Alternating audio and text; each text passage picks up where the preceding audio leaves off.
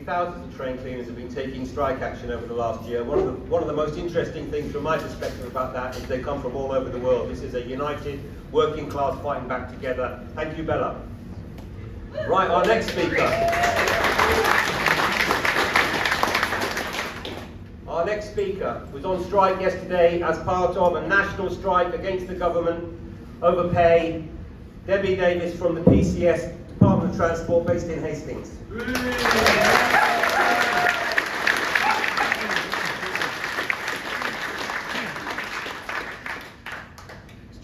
Hello.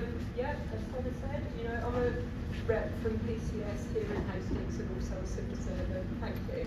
I initially turned down the request to speak today because it's not my comfort zone.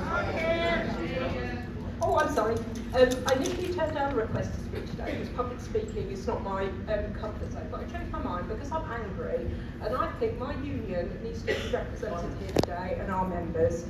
And also because we're civil servants, to provide a counterbalance to the right-wing rhetoric that is coming out about us in the press. So, like other public sector workers, civil servants have been subject to around 13 years of pay freezes, small pay increases, and in 2021 a pay pause, which is a pay freeze by a different name. This means that civil servants, their pay is now 20% less than what it would have been if it had kept pace with inflation. At the moment, there's 179,000 civil servants in food poverty and skipping meals. Needless to say, the MPs have not been subject to the same pay restraint. Their pay has risen by 30% in the same 13-year period. So usually, as civil servants, we have a pay award once a year. But this month, the admin assistants and officers in a DWP, including those in Hastings, that are two lowest grades, receive an additional pay award. The increase in the national minimum wage this month has meant that their wages would have been below the national minimum wage. So they've been given an increase to bring them up to the national living wage, which is pretty much the same thing if you're over 23 anyway. So most of the staff here in Hastings administering universal credit are now on the national minimum wage regardless of their experience. So I have been in the civil service myself over 26 years, and I've never known it to be this bad and for people to be this demoralised. So across the civil service, not only my union, but also Prospect have got a mandate for industrial action, and the FDO union, who represents senior civil servants, are also considering balloting their members because they're so disgusted by the current pay award. So to talk about our dispute in PCS, it's made up of three elements: pay, pensions justice and job security. PCS is demanding a 10% rise for all their members' pay rise and a living wage of at least £15 per hour. In addition, as well as the cost of living crisis, members have also been overcharged their pension contributions since 2019. The scheme valuations carried out by the government actuary in 2019 revealed that the future pension costs are significantly lower than expected. So in case of our scheme, they recommended a reduction of 2% in the rates, but the government is refusing to do this, which is resulting in a loss of £53 per month for members. We are demanding no cuts to our redundancy scheme, a guarantee of no compulsory redundancies, and an end to the age discrimination tapering for members over 57. So, in response, the Cabinet Office has published pay remit guidance in April and has limited the awards in the civil service to 4.5%, with 0.5% available for the lowest pay bands. PCS believes that if we hadn't taken industrial action, our pay offer would have been as low as 2%. So this award for 23-24 is no attempt at any redress for the pitiful imposed pay rise last year, where members received between 2 and 3%, despite inflation rate of over 10%, and utilities and the food are higher than that. This is one of the lowest offers, if not the lowest offer in the public sector.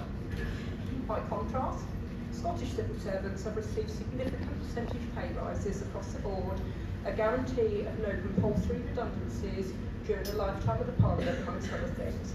So it seems to me that the Scottish Government value their civil servants much higher than this government in Westminster. So, What is the impact on our members? I'm sure most of you know, in addition to the cost of living crisis nationally, rents in Hastings have increased significantly over the last couple of years. We've got members in Hastings who are renting. They're frightened to contact their landlords when they need repairs doing, because if they raise their heads above the parapet, they are frightened that the landlords are going to hike their rent, and they can't afford it. We've got young people in this town who have been served Section 21 notices. They've had to move back home with their parents because they can no longer afford to rent here. I've got members who have got mortgages who are terrified of losing their home when their fixed rate ends because they can no longer afford to pay it. The staff here in DWP who are working overtime every week to make ends meet, they cannot pay their bills on their regular salary. Nearly 47,000 civil servants are having to claim universal credit, and some of these people work in our town. Some of these people also have to use food banks. And in DWP, nationally, there are offices which have food banks, but in addition, there's also offices that have refused to let them have food banks because of the shame if that gets out into public domain.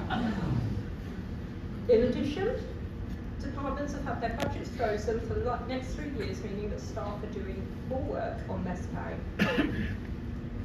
So far, PCS members in Hastings have taken 3 days of all-out strike action, where we're all at, with the union also taking targeted strike action for small groups of members for longer periods.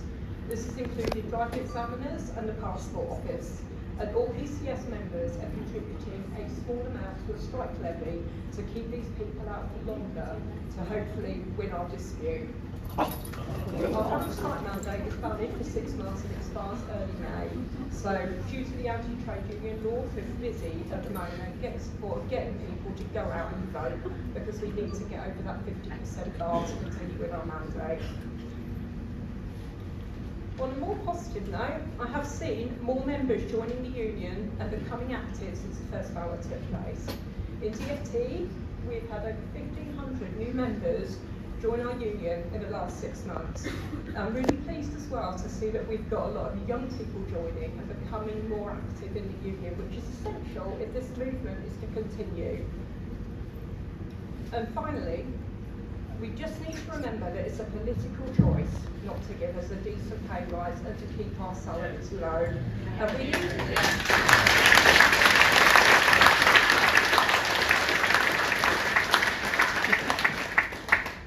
need to make sure that we support each other and we stick together. We shouldn't be set against each other, and this is not a race to the bottom. So, on the chancellor today, remember the workers united shall never be defeated. Yeah.